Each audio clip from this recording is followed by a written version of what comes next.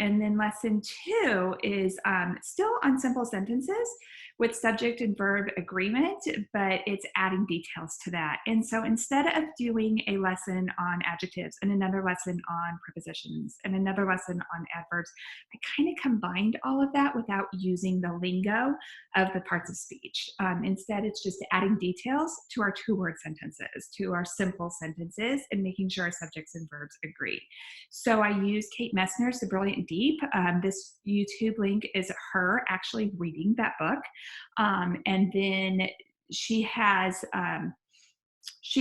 some resources to further extend that learning. So I've added that link. And then, of course, the Patterns of Power process videos are there for you.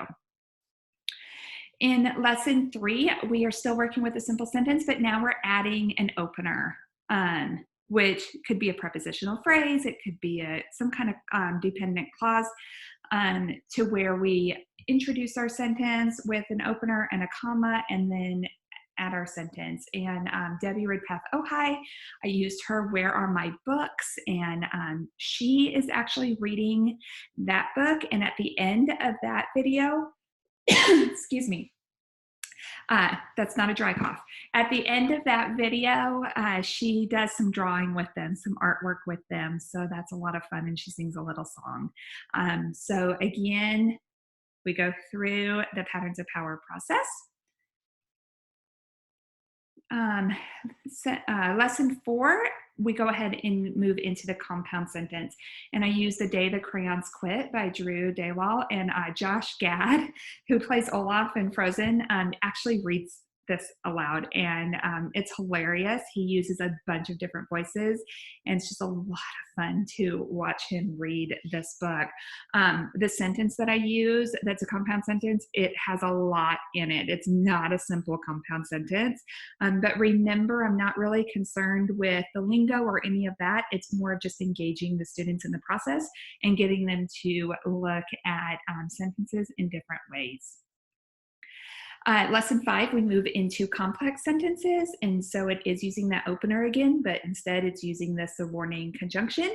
The book I used is The Naked Mole Rat Gets Dressed by Mo Willems. And there is a wonderful read aloud. It is a little, it is created for younger children, so just be aware of that, but it's a high quality read aloud, sound wise. And then, if they want to learn more about the Naked Mole Rat, there is a link there, as well as to Mo Willems. Every day at noon, you may know he does his lunch doodles, and I know my daughter Emery, that it's the highlight of her day every day.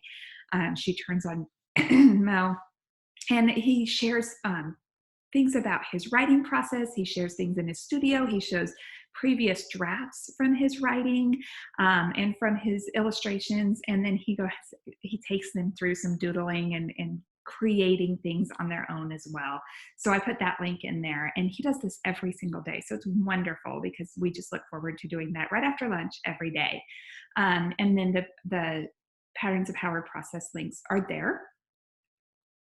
Lesson 6 is combining simple sentences in lists using the serial comma. So we kind of look at it in a little bit different of a light instead of just listing.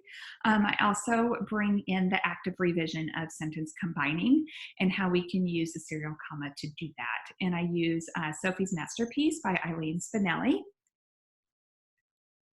Lesson 7 is quotation marks in dialogue.